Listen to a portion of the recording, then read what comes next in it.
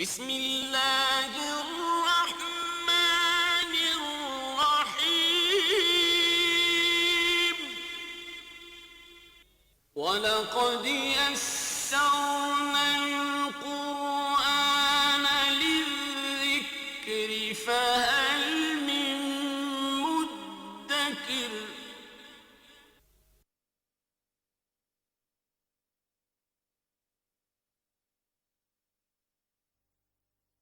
الرحمن الرحيم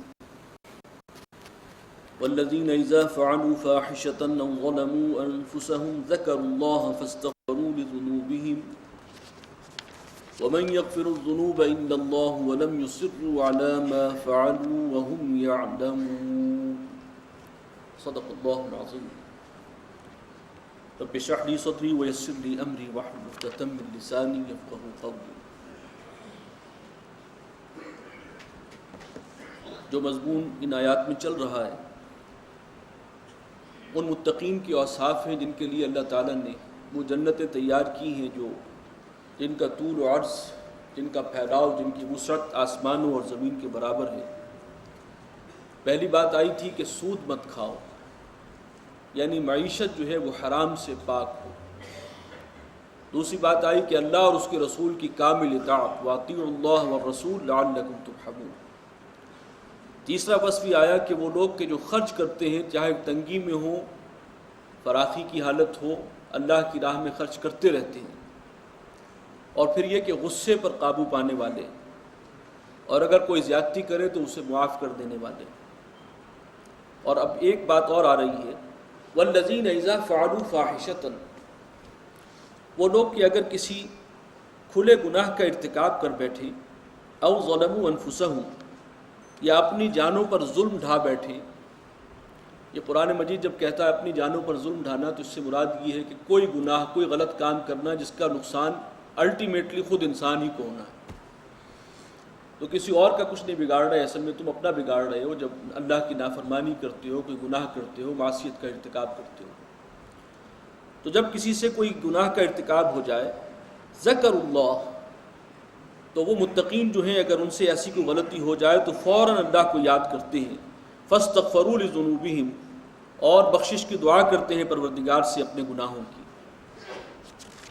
ومن یغفر الذنوب الا اللہ، اور کون ہے گناہوں کا بخشنے والا سوائے اللہ کے.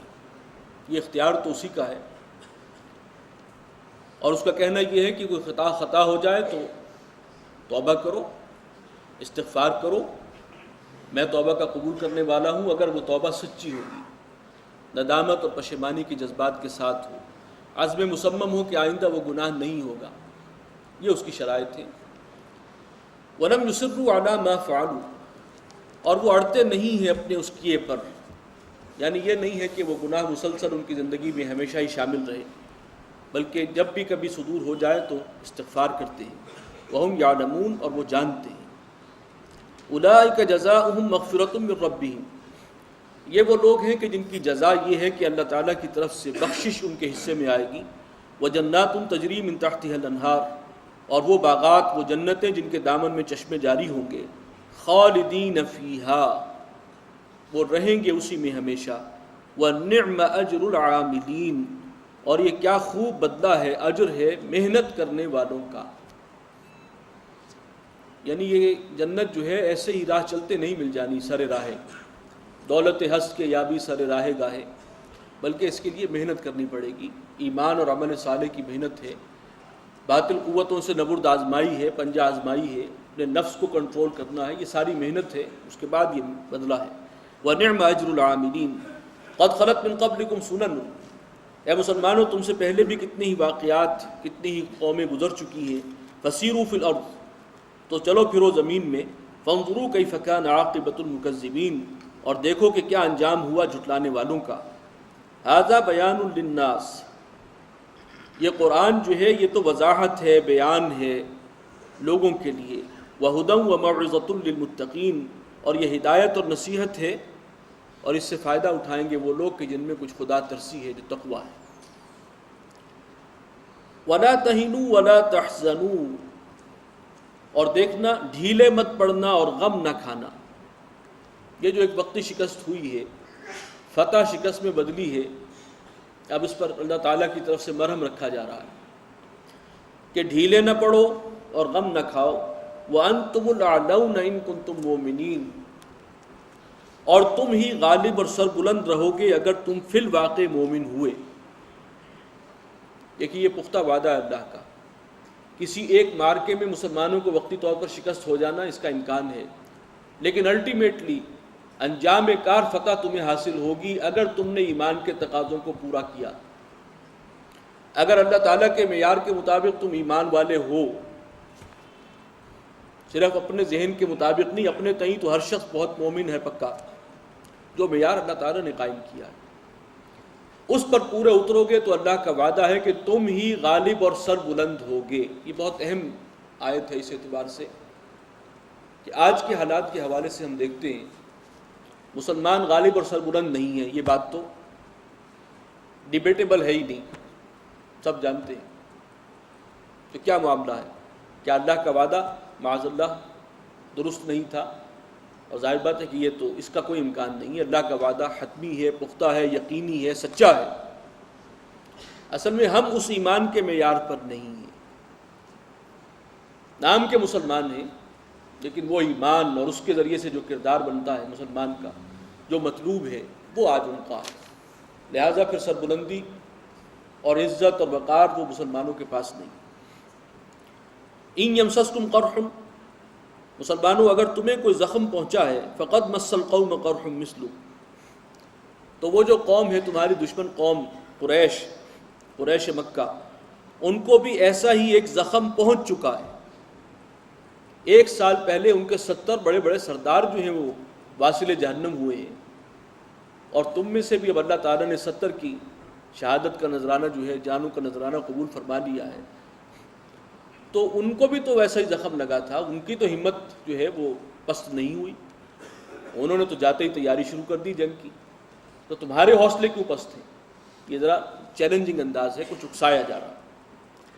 وَتِلْكَ الْأَيَّامُ نُدَاوِلُهَا بَيْنَ النَّاسِ، اور یہ دن ہیں جن کو ہم الٹتے پلٹتے رہتے ہیں لوگوں کے درمیان، کبھی ایک کو فتح، کبھی شکست، وقتی طور پر کسی مارکے میں مسلمانوں کو شکست ہو سکتی ہے، اس فوج کو ہو گئی جس میں حضور صلی اللہ علیہ وسلم خود شامل ہیں، تو آئندہ بھی ہو سکتا ہے۔ لیکن یہ ہے کہ اگر تم ایمان والے ہو اور تمہارا یقین ہے اللہ پر، اللہ کے وفادار ہو، تو آخری فتح تمہیں ملے گی اللہ کی طرف سے، یہ اس کا پختہ وعدہ ہے۔ وَلِيَعْلَمَ اللَّهُ الَّذِينَ آمَنُوا، اور یہ جو اللہ تعالیٰ کچھ شکست اور فتح سے دوچار کرتا ہے، حالات اونچے نیچے ہوتے ہیں، تو اس کا ایک مقصد یہ ہے تاکہ اللہ تعالیٰ ظاہر کر دے ان لوگوں کو جو واقعی سچے مومن ہیں۔ ایمان کا امتحان ہوتا ہے ایسی صورتحال میں، اور ہوا۔ وَيَتَّخِذَ مِنْكُمْ شُهَدَاءَ، اور تاکہ اللہ تعالیٰ تم میں سے بعض کو گواہ بنا لے، انہیں مرتبہ شہادت سے سرفراز فرمائے۔ یہ بھی تو ایک بہت اونچا مرتبہ ہے جو ہر شخص کی دلی آرزو ہونی چاہیے۔ اللہ تعالیٰ اس ذریعے سے لوگوں کو اس مقام تک بھی پہنچاتا ہے، انہیں اس شاد کام کرتا ہے اس مرتبہ شہادت سے۔ واللہ لا يحب الظالمین، باقی یہ بات سمجھ لو کہ اللہ تعالیٰ ظالموں سے محبت نہیں کرتا۔ اگر آج کفر کو غلبہ ہے، نیو ورلڈ آرڈر چھایا ہوا ہے، تو اس کا یہ مطلب نہیں کہ اللہ کی محبت جو ہے وہ ان کی طرف ہو گئی ہے۔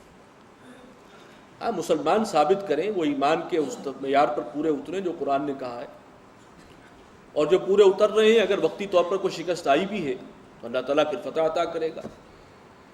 یہ تو زمانہ جو ہے اونچ نیچ اس کی ہوتی رہتی ہے، اور اللہ تعالیٰ کی سنت کا یہ مستقل حصہ ہے۔ وَلِيُمَحِّصَ اللَّهُ الَّذِينَ آمَنُوا، اور اس کا ایک مقصد اور بھی ہے ایسی سچویشن کا، اللہ تعالیٰ کھوٹ نکال دے اہل ایمان سے، یعنی ان کے ایمان میں بھی اگر کوئی کھوٹ رہ گیا ہے، تھوڑی بہت کمی ہے، تو وہ اس آزمائش کی بھٹی سے گزریں گے تو بالکل زر خالص بن جائیں گے، خالص سونا جو ہے وہ وجود میں آئے گا، کھوٹ نکل جائے گا۔ یہ آزمائش کی بھٹیوں سے گزرنے سے ہی جو سچے اہل ایمان ہیں ان کا کھوٹ بالکل نکل جاتا ہے۔ وَيَمْحَقُ الْكَافِرِينَ، اور اللہ تعالیٰ کافروں کو مٹا دے گا اسی ذریعے سے۔ ام حسبتم ان تدخلوا الجنہ، کیا تم نے یہ سمجھا تھا کہ جنت میں داخل ہو جاؤ گے؟ وَلَمَّا يَعْلَمِ